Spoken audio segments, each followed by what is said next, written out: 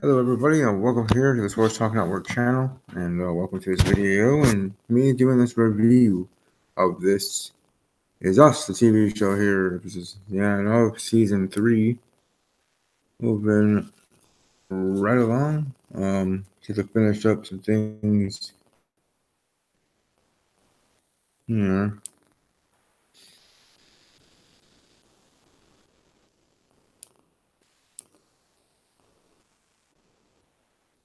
Alright, here we go. Here we go. It's every day, bro, right? Anyways, the best strand of This Is Us third season has also been its most unexpected, a multi-episode storyline tracing the development of Beth and Randall's relationship. Smartly, though, the show introduced this all at the tail end of its Beth-centric installment. Still, though, the very best of the season to me, in my estimation, allowing us to see its origins from her perspective, and here we see it through in R&B, an episode carried by two of the best actors working TV today, but also a well-crafted, insightful, and complex piece of storytelling in its own right. Framed around the arguments between Beth and Randall, which capped Don't Take My Sunshine Away last week, R&B traces the couple's lives through a series of disagreements. But there we go. We've been having the same having this say bye since we met. Beth says to Randall in the present day. We cut back to the moment they met at the Carnegie Mellon Mixer and then checking on Randall more settled in college, pressing hard on her. He's on the phone with Kevin trying to figure out the best way to express his feelings. Kevin instructs him to call him. Then to say, I'm going to take you out to dinner tomorrow night. What time should I pick you up? With landlines on either ear, he hears Beth respond with surprising eagerness and asks Kevin what to do next. And they say the time. 7 o'clock. It's a giddy fun scene times up with Randall's exuberant reaction of holy crap. But the dinner doesn't quite go as planned. Randall picks a fancy restaurant and dresses in suits, surprising her with flowers, while Beth appears in the more age-appropriate college sweatshirt.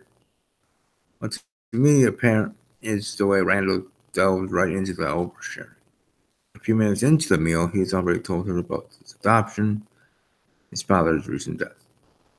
Beth tries to get on his wavelength. She confides in him about her own dad's passing. But things get too difficult when a waiter asks Randall to pay for the bill before even ordering. Beth is outraged by the clear display of racism, but Randall tries to downplay it, going so far as to take out his checkbook. She storms out as he follows. You're a very nice guy, but you're a lot, she says. This date was a lot. It doesn't seem to end well, but when Randall's roommate asks how the date went, he's all smiles. I'm going to marry her. About another one. You're waiting for them to give me the time of day, right? Anyways, R&B is along these lines very predictable perspective, though, in how to a dynamic form. Even amid the joy of new love and the strength that develops over the years. And then from there, we let's check in on the pair 7 years later. And at this point in time, Randall is proposing so frequently you'd think he didn't know the meaning of no. He proposes on a jumbotron in a baseball game. He proposes in their partly furnished apartment. Beth says Randall's her one for life, but she's just not ready. And then she's not in any rush.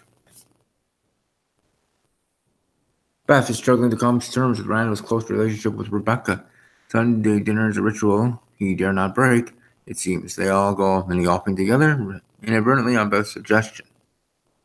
And things quickly blow up. Rebecca reveals she knows about all of the failed marriage proposals, even one that was a little illicit. And Beth is overwhelmed by this. I love you, but I'm not ready to get married because I haven't figured out my own life yet. She tries explaining. I don't want my life to be consumed by my husband. And Randall, I love you, but you consume things. After cooling off and having a heart-to-heart with Rebecca, Beth takes Randall on a mystery trip. He doesn't know where they're going or anything like that because she won't tell him. Finally, they wind up in an unfussy-looking diner. Beth orders nachos and ginger beer. The combo that she told Randall on their first date was her ideal meal. She eats the nachos and drinks the ginger beer while saying nothing.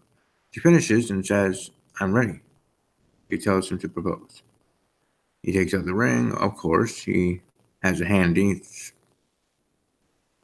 like having your ID card or having your cell phone. He always has it. Never go anywhere without it. You never know. Might find it best opportunity to propose again. Yay. Anyways, he has it handy and does so romantically and beautifully.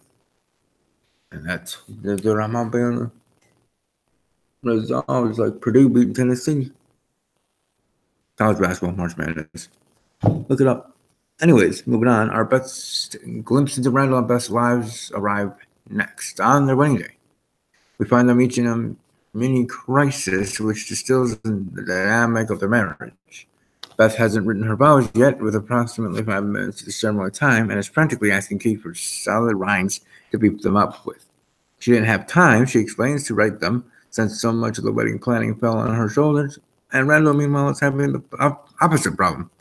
He's written his vows over Cicely, but as he reads them to Kevin, they're less romantic than a deeply boring dissertation on marriage. Both ask the respective Pearson siblings to saw the other. But word quickly gets out, and before long, Randall and Beth find themselves in the same room, turned away from each other to preserve the tradition, bickering about how they've gotten to this point. Let's just write them together right now. Beth suggests we're better together. That's why we're doing this whole thing. Let's just take turns to speak from the heart. What follows ranks easily among the most romantic and heartwarming. This is us moments to date. Our vows. Clearly between these two standing back to back in the background, looking into each other's eyes in their backyard, where the wedding is taking place. It's just beautifully written and delivered by both actors who's playing the roles. I want to be the man that you deserve, Randall says. You're the only thing I'm ever going to need. She says later, I've never been seen so completely, loved so passionately, protected so fiercely. The show snapshot of Randall and Beth in new parenthood is less successful. A little slight and mainly slotted in to highlight the continued simmering conflict between them. If somebody has to make it work, it's going to be me, Beth says as they discuss her and maternity leave and going back to work. Rather than really living in a genuine emotional moment, but then comes after real stings. A very recent flashback of Randall and Beth, now parents of two. Around the time William and Kevin are both staying in the house, Beth is headed out uptown overnight for a development conference, leaving Randall and William to handle picking Annie up from a sleepover. Simple enough, right? But then again, not quite. They stop by a convenience store and run in.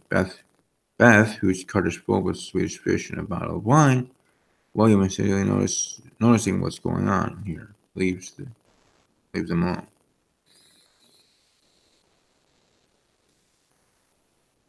Neither Randall nor Beth blow up once the latter is officially busted. She comes clean about lying with the intention of spending a day in a luxury hotel room, left to herself to watch Living Single and relaxing away from the House of Men. Randall is hurt, but understands why she felt she had to do it. The real one is in pain. The scene comes not in their arguments, but in Beth's accusations. He tells her she can still have her nights, and she thinks, but then he asks what episode of Living Single she's going to be starting with. Before long, they're laughing over their favorite moments in the series, and a strong sense of guilt seeps in for Beth. she decides she's not going to have her day. Consciously or not, Randall was undermining Beth here. Now, while Beth isn't angry about changing her mind, there is a sadness in her face when she with Randall and William. It's devastating to watch and understand, but enormously moving moments in this episode. It was good for sure. Which brings us back to where now. We made a promise to one another about and that we would never get lost in each other. Beth says as we return to the present, and I broke that promise, and you let me. The show's neat trick is showing exactly how this came to pass. A real melancholy settles into R&B, since that same fight has felt so real every time.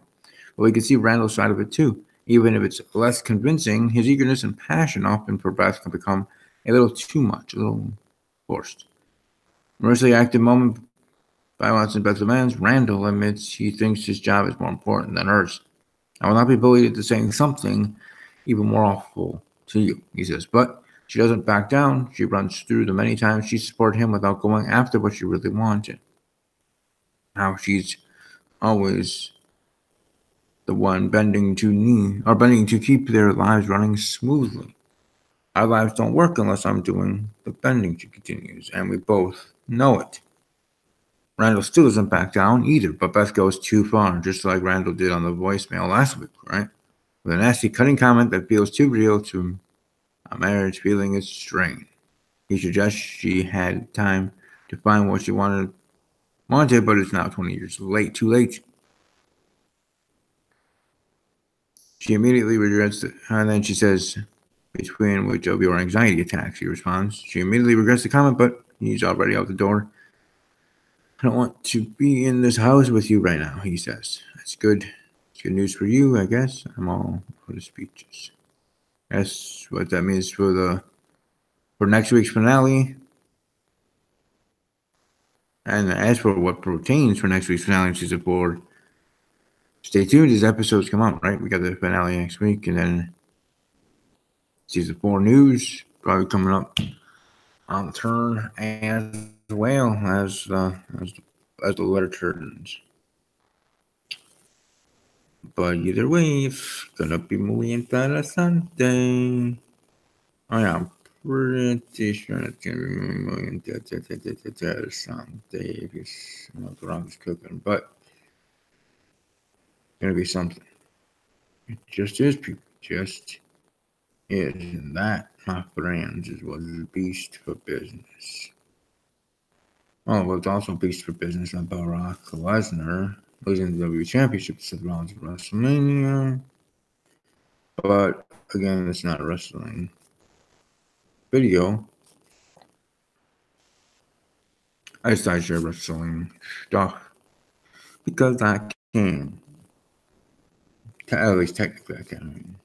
It might be the best thing to do, but it is what I do. And I don't bring them to the Rock. I don't say that I have. It's just going to be interesting to see how the finale goes next week, and if things go the way I think and someone hope they do. I mean, I just don't know, people. I just don't know.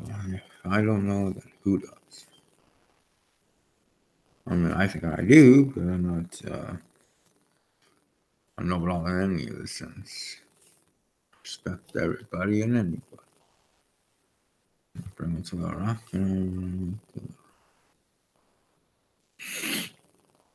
The Bucks are a good NBA team. Hopefully, they can get things done. The Brewers started off the season getting a W. I just realized something. Michaela might actually be his. Might actually be his stepdaughter, and I don't know how I didn't know. I've known Chris all my life.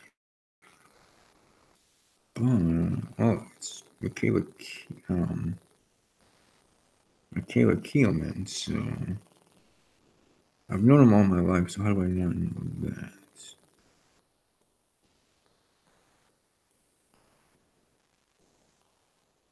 Looking back on the things I've done.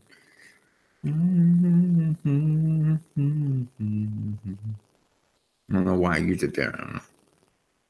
I don't know, people. I don't know. I'm not the NWO.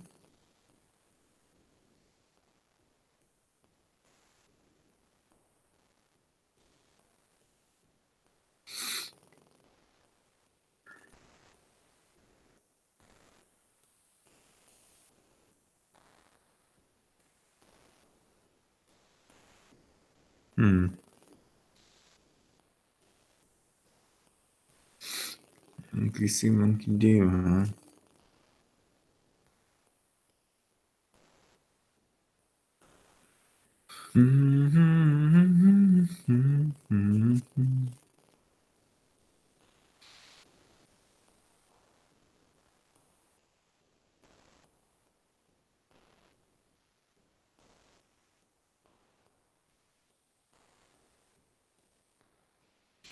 Yeah, I get things done as soon as you. It's one of those. Yeah, you don't have to worry about by April 2nd or whatever. It's done by that night or something, or even that day if I truly. But either way, it's gonna be interesting to see how everything is going to be. It plays get people down. I want them to see.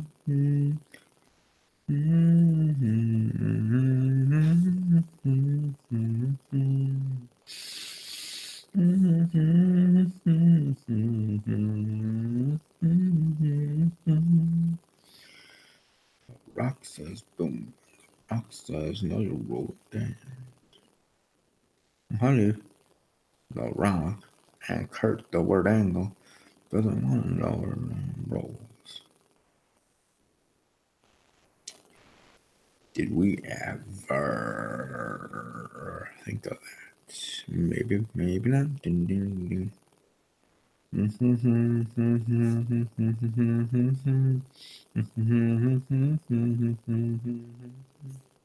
Sorry about that. Actually, trying to answer some emails here quickly, and as much as I want to finish up the video, and you want to do that, whatever. Also, quick question: anybody like to do puzzles? Anybody like to do math problems randomly for fun? If so, let me know. Because I feel like sometimes I'm the only one that does in that vein. Puzzles. I do puzzles so much that my family, for my birthdays and Christmas, every year, try to get me one so much harder, so much. Yeah, so.